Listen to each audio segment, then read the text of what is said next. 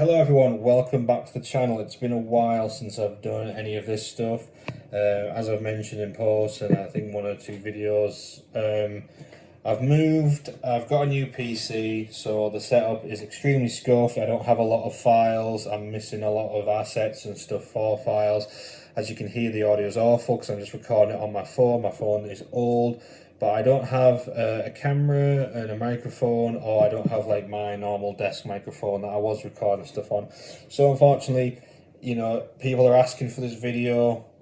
I either let people wait months and months more, or I do it like this. So it should be fine. If you have any questions, pop them in the comments.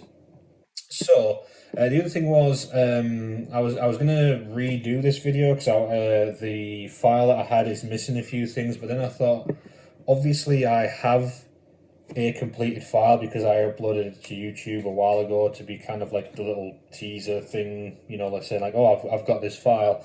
So and then I was like, let me have a look for it. I did find it. That I had copied onto a hard drive, so that's good. So this is the file here, Persona 5 All Out Attack full template. So that's going to be in the description as usual, Google Drive file. Drag this onto your timeline. If you want to keep the audio, you can do. It's just some in-game audio, one of the battle themes, I think. For this tutorial purposes, I'm going to delete that because it's annoying to have the track scrub back and forth. So drag that onto your timeline. The other thing you're going to need is the All Out Attack Part 1 cloud transition, or whatever you want to call it, whatever I've called it. That'll be in the description as well. I also have like another video with that in it, so if you've been following me for a while or anything, you might already have that. So those are the only two things from like my side that you're going to need. Everything else is going to be your own assets, characters, music, sound effects, stuff like that. Because that's like how I like to do it. I like to make it as kind of modular and your own thing as possible. So drag them on. You're going to want to leave one layer free because what we're going to do is make a color matte, and I'm going to have that under the entire template. I'll come back to that in a second. But drag that to the entire template in Premiere that I'm using. Obviously, you use your own thing. You just come up to new color matte, whatever your settings are. Pick the eyedropper, pick one of the red parts on the template, call it whatever you want. Boom, you've got a color matte. So that way the color is identical to the rest of the template. So we're going to want to do that. When you have this part as well, the All Out Attack transition, what I would recommend doing, and we're going to do this a couple times, is we'll cut the timeline to kind of match that, because in the essence of making this as easy as possible, rather than having like multiple assets and stuff like that, we've just got one asset, which is the full template, and then we've got this part just because this will make layering stuff a lot easier. So we'll cut that there. And also you want to move the if you want to line it up perfectly to the template, move it along like one frame, because you don't have to do that, but if you want it to match up perfectly, it'll do that. So move it along one frame. Then we're going to do on Premiere, we'll search for the Ultra key. We will be using this quite a few times. So drag that onto the cloud, go to the eyedropper, hit that, boom. We've now got a perfect, like green screened out part. So now the cloud effect is on a layer above, because if you bring on your character, whatever it is, if I just mute this for a second, if you don't do this, the cloud will be behind your character, and then it's not being like an actual transition like it's meant to be. So do that. You can at this point delete that part because we don't actually need it. That's just for more kind of lining things up. So as you can see here, the if like in the actual game, what happens is you start the All Out Attack, your character comes in. So if I was, we're just doing this very crudely for now, the character would be off the screen very quickly around this part where the cloud kind of obfuscates things. So, you know, if we very quickly scrub through that, here's your character, all out attack starts, character goes, it looks kind of silly, it's very like, I must go now, my planet needs me, but there we go. And yeah, so you would have your characters go off the screen whilst this transition's happening, and then boom, run to the next part of the all-out attack. So I'm just going to bring this layer back to there, because I imagine whatever you're doing, you're going to have like, say like your character is this character, you're going to have like different sprites for them, they're going to be looking different ways, you're going to have like hand-drawn ones for this part, etc, etc. So first thing we're going to do is we're going to get to this part. When it goes fully black, we'll put a cut there, again just to kind of make it you know, as easy as possible, so you haven't got effects bleeding in and character models bleeding into other parts of the thing. So you can look at it like, this is part one of the effect, this is part two of it. So again, what we're going to do, drag the Ultra key onto it. There we go. Composite out that part. And now you have 4 squares where, again, you would... so in this case, you might want to move this up. Again, I'm doing this kind of quickly just to show you how to use it. But obviously, if you want to have 2 characters, you want to have 1 character, that's fine. Sorry, so for this part, we would move that above. And there you go, you can see that the character is now kind of in the composite out part. So you can move her around, him around, whatever you want to do.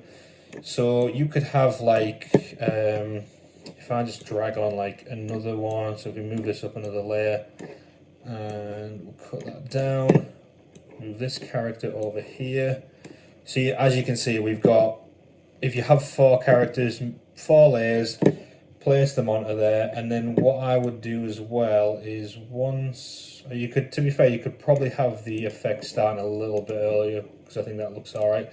So if we put the scale there, and then we go to somewhere like that, very subtly just bring up the scale, as it, that's the same thing that it does in the game. The characters can, or you can move the position a little bit, again it depends what you want to do, but you can see there like the characters are moving whilst these kind of like cracked areas are moving as well.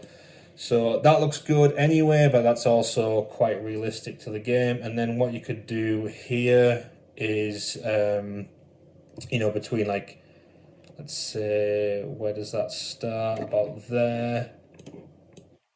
And here, just scale it up massively or something like that. Might look a little bit weird, but you think how quick this is. That is so quick, like you barely even see it happening. So again, I'll leave that part up to you. At this point in the template, we've got a couple of frames of black. That's meant to be happening. And then we've got the actual like attack part of it. So again, if we just scroll across and we go to this part with this like star thing, again I've got that as a separate template, so if you did want to download that you could do, but not necessary for this. So this part of the like star transition where the screen's full, we'll put a cut in there. You could put the cut around wherever you think's better. So again, we've got another green screened out area. So if we drag the Ultra key onto this layer again, hit the eyedropper, there we go, we've now got color matted red background. And again, we can bring this up however many layers you want. Again, in the game you might have 1 enemy, you might have 5 enemies. So at this point, you know, the character model is behind everything that's going on with this attack animation. And for demonstration purposes, if I just go up to Lumetri, just bring everything, make her black and white. So this is what the stuff looks like in the game. Everything's like a black silhouette. And then you just have to kind of match this up however you want. So you could like move the position around a little bit, you know, shake them about. You could add like a good effect is the turbulent displace, and put the evolution on that, just crank that about a bit. Again, you can do whatever you want at this point, because obviously everyone's use of this is going to differ. It's going to be the same overall thing, but how many enemies, I say, how they're getting moved about and stuff like that is going to be entirely up to you.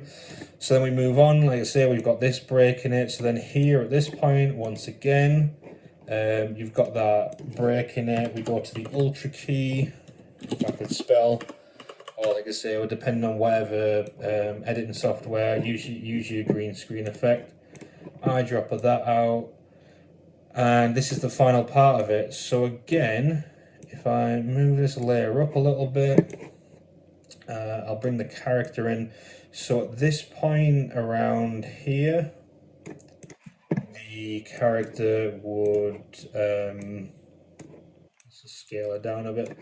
So the character ends, wherever you want them to end, and usually drops in from the top, and that kind of like coincides with the background coming up. Then the character model will change at this point here. So again, you do what you want to do with that. And then if I drag this in just as an example of a background, so the background starts like when the black part here changes. And I think for the most part in the game that you just use a wipe effect, like quite simple, it's quite quick.